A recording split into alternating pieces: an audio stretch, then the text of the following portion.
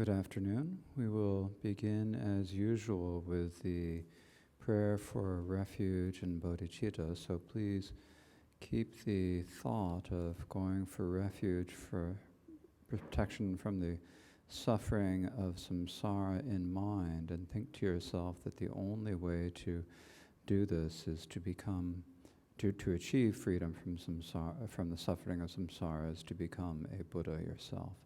And thinking in this way, please recite the text. Oh, until enlightenment I go for refuge to the Buddha, Dharma, and the Sublime Sangha. By the merit of being generous and so forth, may I become a Buddha to help beings until enlightenment I go for refuge to the Buddha, Dharma, and the Sublime Sangha. By the merit of being generous and so forth, may I become a Buddha to help beings until enlightenment I go for refuge to the Buddha, Dharma, and the Sublime Sangha. By the merit of being generous and so forth, may I become a Buddha to help beings. May all sentient beings be happy and have the causes of happiness. May they be free of suffering and the causes of suffering. May they never be parted. May they dwell in the highest joy, which is never free of suffering, which is always free of suffering. And may they dwell in the great equanimity, free of attachment or aversion to those near or far. In the Dharma Expanse Palace of Akanishta is the essence of all Buddhas of the three times, who shows me directly my mind is Dharmakaya. I prostrate to the glorious exalted Guru. Please bless me and all sentient beings that our minds become the Dharma. Please bless us that the Dharma become the path. Please bless us that the path dispel confusion. Please bless us that confusion arise as wisdom. Now please think to yourself that we must bring all of our mothers, all sentient beings throughout space, no matter what, to the state of completely perfect Buddhahood. And in order to bring them to Buddhahood, we need to reach Buddhahood ourselves. And to reach Buddhahood, we need to meditate, but we can only meditate if we know what we're doing, so we need to study. So think to yourself that we have been doing this class for this purpose for the last 7.5 weeks, and that you are in particular listening today with this motivation of bodhicitta. The Dharma that we are listening to is Vasubandhu's verses on the Treasury of Abhidharma, as explained by the Ninth Karmapa Wangchuk Dorje in his commentary Youthful Play. This year we have gone through the third chapter, and we are currently, third chapter, the teachings on the world, and we are currently speaking about the fourth chapter, the teachings on karma. The teachings on karma have three sections: how everything arises from karma, the understanding of karma, and teaching synonyms of dharmas as a summary. And of these three sections, we have completed the first two. So today we have come to the third section of teaching the synonyms of dharmas as a summary. But before we start that, we did have one question that came in over email last night.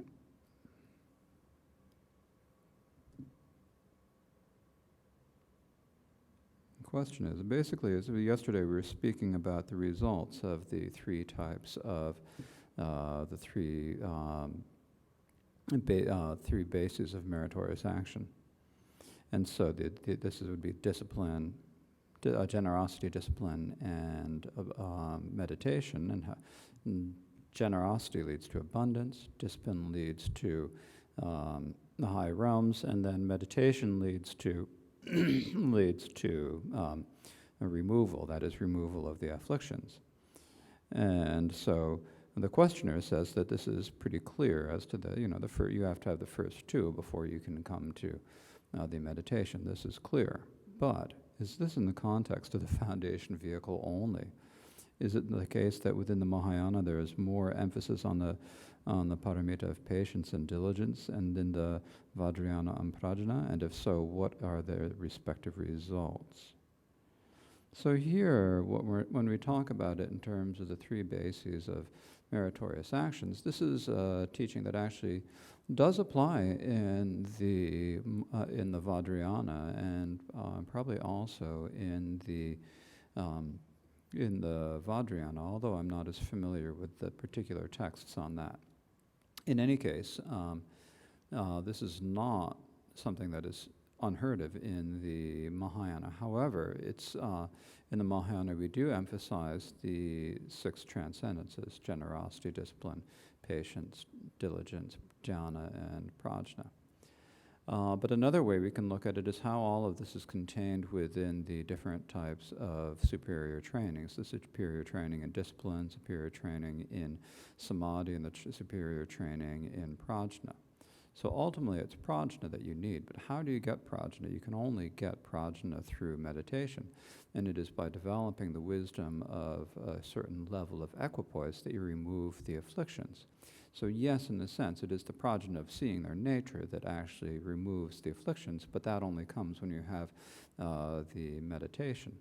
And so for this reason, when we talk about discipline, then discipline in that sense, particularly in the Mahayana presentations, would include generosity. Because you've got the three types of discipline in the Mahayana: the discipline of refraining from harm, the discipline of gathering virtuous qualities, and the discipline of benefiting sentient beings. So in the Mahayana, this would contain the practices or the transcendences of discipline, generosity, discipline, and patience, all within that category of discipline. And then you'd have the jhana, of course, is the meditation. It's the merit point of meditation, and that leads to so that samadhi or jhana then leads to the prajna that then allows us to eliminate the afflictions. So basically, what it's saying in all of these, in any of the levels, and as Trungpa Rinpoche often quotes from the 6th chapter of here, you have to have discipline first. No matter what level you're on, whether you're doing foundation level practices, Mahayana practices, or tantric practices, you have to have the appropriate discipline of your level. You have to keep that discipline. And all of those disciplines are based upon the discipline of keeping the vows of individual liberation. And then on top of that, you also have to have the other types of discipline. And then out of that discipline, when you practice discipline, it calms your mind, and then you can have. Wait a minute. No, I'm getting it back. The basis is discipline, right? But where does generosity fit in on that one? So that's a different thing. Yeah. So generosity isn't fitting in that one. We have to be able to have. Well, we have to have again, we have to have the abundance, or we have to have the resources enabled to be able to do practice, and then we have to have discipline. Then we have to be able to. Practice. But it's the same in all the vehicles, that we need to be in the high realms and have a certain level of comfort in order to be able to practice. And then when we practice, it's by meditation that we develop the prajna that liberates us. So now we will come to the actual text of this passage. So teaching the synonyms of dharmas as a summary. So basically here, when we're talking about the different ways to accumulate merit, we often also talk about the different dharma activities that we can do. And so this is basically saying, what can you do as different dharma activities? And so, so this is the synonyms of the three worldly karmas. So this, the threefold industrialist karma with its motivation is writing letters or carving, poetry and counting, enumeration in that order. So the threefold industrious karma is the karma of your body, speech, and mind. And that also includes the motivation that gets you to do it. That's the mental factors that'll get you to do it. And so in terms of the body, this is writing letters, in other words, copying texts and so forth, or carving, as in making stamps and so forth that you would then use to make dharma symbols and so forth. Poetry would be like studying poetry and so forth, and counting out categories and so forth. And so poetry and counting would be verbal, or they'd be speech, and then enumeration is mentally going through the various categories and how many, like when you think there are 5 aggregates, what are the 5? There are 12 sense bases, what are those? There are the 3 bases of meritorious action, what are they? And kind of mentally going through them. So here it says in the commentary, the threefold that is engaged through the industrious learner's method, karma of body, speech, and mind with its motivation is, so this is writing letters or carving them into stamps. That would be doing it primarily with your body. Reciting poetry, so that is primarily speech. Counting, this is again going through and counting the categories and so forth. And then tallying enumerations with the mind, and also vows. So they're presented in that order. When we say industrious karma, what we mean are basically things where you're using techniques to do something. So industrious, it's not an exactly literal translation, but it seems to get the meaning. You're using a technique to do something, so we call it industrious sort of karma. And so this is, and particularly the one of enumerations was in traditional study of Buddhism has been a very important one, particularly before things were written down, and the only way to keep things was to listen to them and remember them. And people actually did this, so they had good memories, unlike those of us today who have terrible memories because we used to rely on books and libraries, and now we just rely on Google. So our memories are getting weaker and weaker, but if we exercised the memory, we probably could remember a whole lot more than we think. But one of the ways of doing that is just sort of thinking, okay, what are the 3 bases of meritorious karma? What are the meritorious action? What are the 4 different types of karma in terms of the experience? What are, going through, what are the 4 different types of generosity? Thinking to yourself, okay, generosity. Oh yeah, generosity that benefits self, benefits other, benefits both, benefits neither. Those are the 4 types, so you go through and you remember them. So that's basically that's how people had to remember Buddhism for hundreds of years, memorizing all the sutras. But when you go through that, then you think, well, what are some of these enumerations? And so the enumerations are now some of the enumerations are given here. Obscured, bad, and unwholesome are afflicted dharmas. So the obscure freedom. The afflictions obscure freedom, actually. So this is because they are obscurations, they obscure freedom, but they are also obscured. In the root of the text, it says obscured, and the way this is explained in Yashomitara is very interesting, because when you have one affliction, you may not really be able to see what the real thing is, what the real affliction that's happening there is, because you've got all of the other afflictions surrounding it that kind of hide it, so you can't actually see your affliction.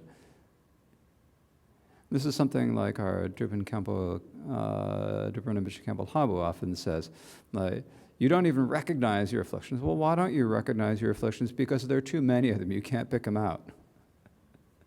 That's what it's saying here. They're bad, since they're solely something to reject. They're also so they're solely something they're something we need to eliminate, and they're unwholesome, since they're disparaged by the exalted. The word that I translated as unwholesome could also be translated as reproachable. something that you can criticize. They're worthy of criticism. These three are synonyms of afflicted dharma. So that's one enumeration: afflicted, bad, unwholesome, and afflicted. That's one enumeration of four. Then we have the synonyms of the virtues. Stainless virtues are sublime. So we have stainless virtues. That has two in the enumeration: stainless virtues and sublime. So why are stainless virtues sublime? Well, the undefiled or stainless virtues are the ultimate of purity, so they're called sublime. It's like the most pure you can get is the stainless virtues. And so this would be the path, the wisdom of an arhat or of a being meditating on the path. And then the next one says practice compounded virtue. So practice compounded virtues because they produce an attractive result and are something to be familiar with. So here, this is actually a translation that follows kind of a Tibetan interpretation of the line. Actually, if you look at the Sanskrit, it really should be compounded virtues are practices. They're things that you need to do. And the commentaries also note that the stainless virtues are also something to practice. So you've got stainless virtues and compounded virtues. So that would be generosity and discipline, for example, are compounded virtues. And there are things that you need to do. You have to put them into practice. Other things that are not the stainless virtues and that are not the compounded virtues are not things that you need to practice, such as the afflicted, such as neutral dharmas. You do not need to practice brushing your teeth. It doesn't benefit you except when you get to the dentist's office. And you also do not need to practice uncompounded dharmas. You do not need to practice nirvana because nirvana is cessation. And how can you practice cessation? There's nothing to practice. How can you practice space? So it's going to be compounded virtues of various types, whether defiled or undefiled. They're what we need to practice. So because other things, so they produce an attractive result, and there's something to be familiar with, or something to become familiar with, something to cultivate. Because other things lack these two reasons, they are not something one practices. All other dharmas are excelled by something, but there is no dharma at all that is superior to the liberation of nirvana. So it is also called unexcelled. So there's nothing greater than nirvana. It's the highest thing that you could possibly conceive of. And therefore, and so therefore it is unexcelled, because it is virtuous and permanent. It is permanent because it's non-compound. This is the supreme dharma that is superior to all other dharmas. Now you might be wondering, well, is this just great vehicle? No. Or is this a foundation vehicle? No. But then in the great vehicle, we'd also say that nirvana is unexcelled, but then we'd qualify by saying that it would be the nirvana of a Buddha, the complete nirvana of a Buddha. So that completes that section on this, teaching the synonyms of dharmas as a summary. And so after the presentation of the text of the chapter, which was the first overall category that I never read, it says at the beginning, it says, as an explanation of the text of the area and a presentation of the area's name. So now we finally come to the presentation of the area's name. This completes the fourth area, called Teachings on Karma, from the verses of the Treasury of Abhidharma. And then that's the colophon from the chapter itself, and then there's Wangchuk Dorje's colophon.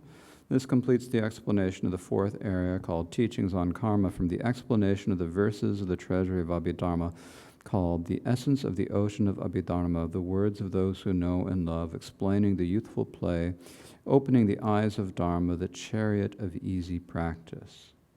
And so here, a few words here. Wangchuk Dorje has a few of his words of advice. The behavior of unruly beings, the poisonous nightshade of millions of manifestations of black piled on black. My mind has been sickened by distractions and clamor, and so at that time I climbed up into one-pointed solitude. And then, out of faith in the Buddhas and Bodhisattvas, unbearably great fervor, opportune to tears. And now, day and night, by transcending through Dharma, I've sworn in my mind to discard life's distractions. With a good eye medicine of prajna, I've purified the cataracts of ignorance, no more to arise. I've gained the mind's eye of the wheel of the teachings to explain and debate and compose in these times. And thus I'm emboldened with complete sincerity to explain the Tathagata's intent as it is in all of the Sugata scriptures, particularly the Treasury of Dharma's matrix, Abhidharma. In the stainless space of examining the radiant white treasury that teaches on karma is completed, with all of the branches of scripture and words in white cave, this place so delightful to dwell. The monk of the Shankyas, Vajrashvara, composed this by the power of virtue that's gained in 3 times, by the 10th emanation to enter the karma's teachings.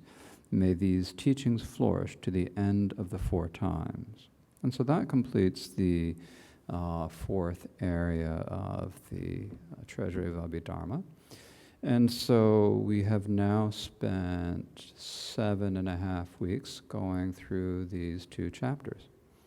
And for my own part, I feel like it is very fortunate to have had the opportunity to go through and think about them, to consider them, because when we look at these texts, if we approach them as just words or as intellectual problems or as just lists of things to know, or those things that we need to that we need to learn, something that we have to know in order to practice Buddhism, then of course there's some benefit to doing this. We can gain some understanding. It helps us understand other texts and so forth. But when we look at the Abhidharma, really, what is the reason for studying the Abhidharma? Well, if you're studying it from the basis of the great vehicle, your reasoning is to attain liberation from samsara. And if you're doing it from the perspective of the great vehicle, your reason is to achieve liberation from samsara for yourself and all other sentient beings. And in order to achieve that liberation from samsara, we have to really understand what is it that we are being liberated from. We need to think about how it is we get into samsara. How do we exist? What is it that keeps us here? Why are we in samsara? What is the nature of the samsara that we are in? So this is what is taught in the 3rd chapter, the teachings on the world.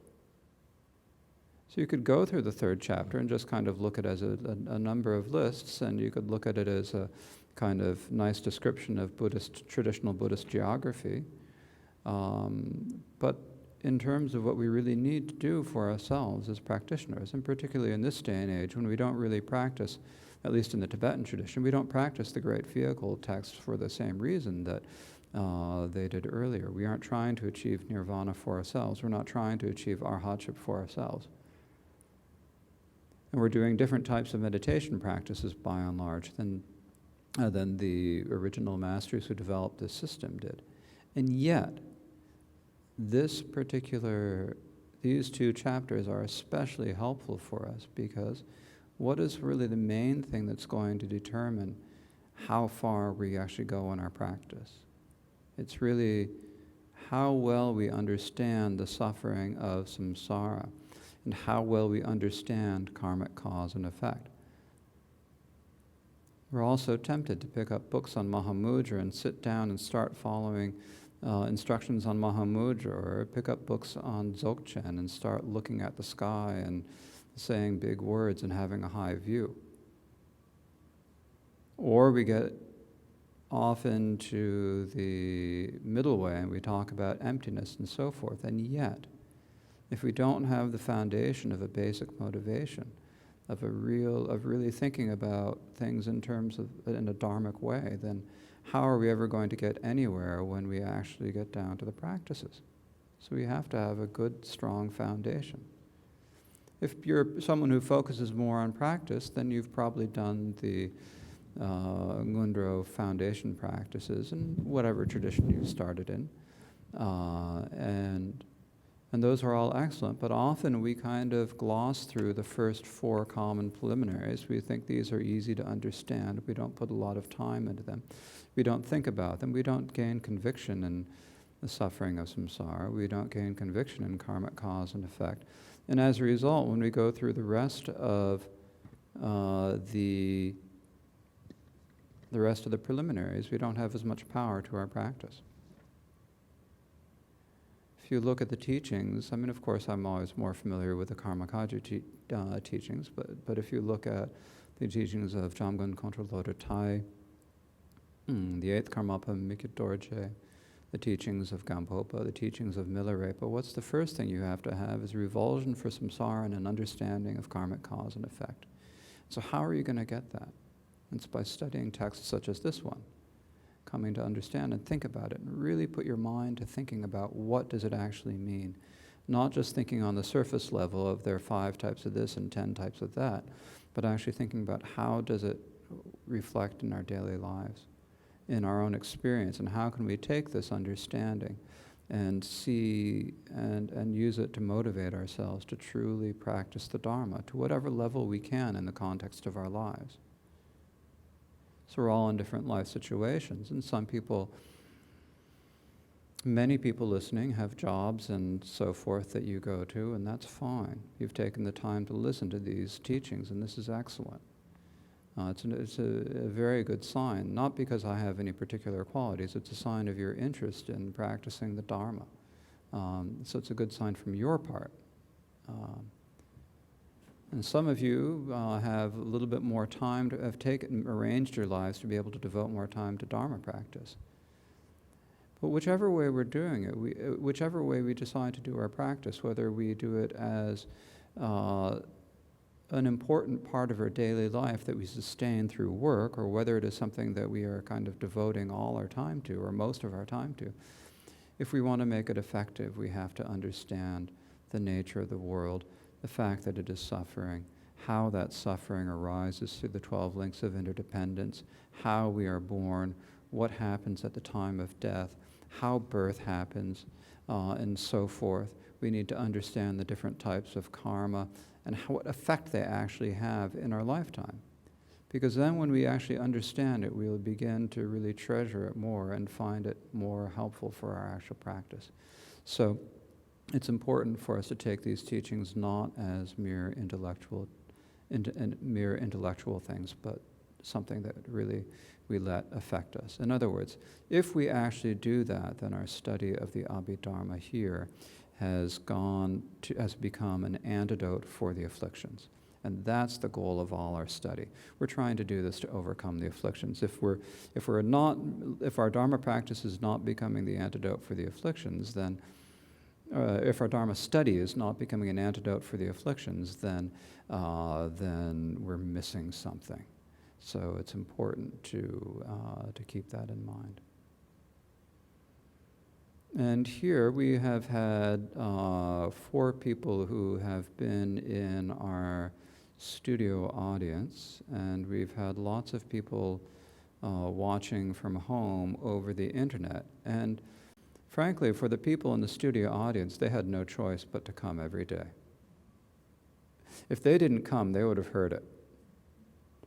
And I'm not sure if that I necessarily would have been the person to speak to them. There are other people who would have spoken to them too about it. So they have all been very diligent about coming. And this is actually fairly simple because they've been stuck in the studio, so to speak. The rest of you who are listening at home, it's a very different matter. Because there's so many distractions and so many things that you are listening to. And now there is a sizable group of people who have been listening straight through the whole time, and that is an excellent sign for all of your diligence and interest. And I really thank you for taking so much time to do this every day. Some of you, these teachings are happening in the middle of the night, and so you're listening the next morning or whatever, and so that is excellent that you have done this. And then there are also people who, because of the nature of daily life, have been unable to listen to these every day. And yet, some of you are eventually going to get to hear this talk at the end. So those of you who are eventually getting to this talk, maybe a few days or some other duration of time after I actually have given this talk, this is also an excellent thing that you have done to stick through it to the end. Because when you actually begin something and then carry it all the way through to the end, and you complete it, that creates a good habit for the future. If you listen to the beginning and get halfway through and then lose it, then you're just creating habits of losing it halfway through all the time. So it's important when you start to continue all the way through to the end. So all of you who have listened all the way to the end of these teachings, I thank you very much for listening and participating every day, sending questions in various ways. Some of the questioners are people I know, some of the questioners have been people I don't know, have not yet met, but I am grateful for all of your interest. There were some people who suggested we should continue the teachings after all. They wanted to keep going. And on the one level, yes, that would be a good thing to do. But on a purely personal level, I have spent the last 15 years traveling and teaching, traveling and translating, working, serving, translating texts, translating teachings. Then later I started traveling around and doing a bit of teaching on my own. And so it's been 15 years that I've been doing this, and I've occasionally been able to take a month here or there, but I'm terrible at saying no when people ask me to do things, and then of course there are some people you just can't say no to. There's sometimes when you get the message, then it's like, okay, I'm booking my ticket before you even think. And sometimes it's like, I just can't say no. And so as a result, I've taken very little time myself, and I am still just merely an intellectual who knows words and does not really know much else. And so it seems to me for myself that it is time to take the opportunity that has presented itself. Of all the things I expected to do in the coming months, there are a couple that are still on the schedule, and we're not certain if they're going to go ahead or not, but they're still on the schedule. And then there are things that haven't been scheduled. And then when you put it all together, it's quite a few months. 7 or 8. I guess that's not that long a time, really. And so I might need to take some time to do something for myself in the next few months. But I do hope that we can continue these teachings on Abhidharma because, as I've just said, once you have started something, it's good to complete it. And so the original plan was to teach a few chapters a year over 3 years. So now the first year is up in Nama Buddha. The second year was here. Next year, it would be lovely if we can do it in Nama Buddha, but even if we do it in Nama Buddha, I think it would be good to arrange a live webcast. Will be difficult in Nama Buddha, but I think we can arrange uploading teachings every day. And if we can't do it in Nama Buddha, then perhaps the people from Changu Monastery, Canada, might again be gracious enough to host us. We'll see how it goes, but that's a long way off, and the situation is so fluid, we can't make any plans. But please rest assured that it's my intention that if impermanence does not strike, that I will teach the last 4 chapters of Abhidharma next year, and it'll be a course that'll take about the same amount of time. Now, the last 4 chapters are all somewhat shorter chapters, and the commentaries are shorter, so we will be able to cover all 4 chapters in the same amount of time as we've had this year. In fact, it's really almost the same number of pages in the commentary as it was in this year. So it's not that much more material for us to go through. And also in the Tibetan tradition, we kind of skim through the 7th and 8th chapters really quickly anyways. So that's the plan for next year and next spring sometime, maybe May and June, maybe June and July, whatever the schedule works out, and right now it's just too early to tell. So we will announce it over the various websites, the Nama Buddha Tibetan website, probably the Changu Monastery Canada website, so that all of you who have participated this year can also continue in following years. So, that is basically all I have to say now, except just please try to put these teachings into practice.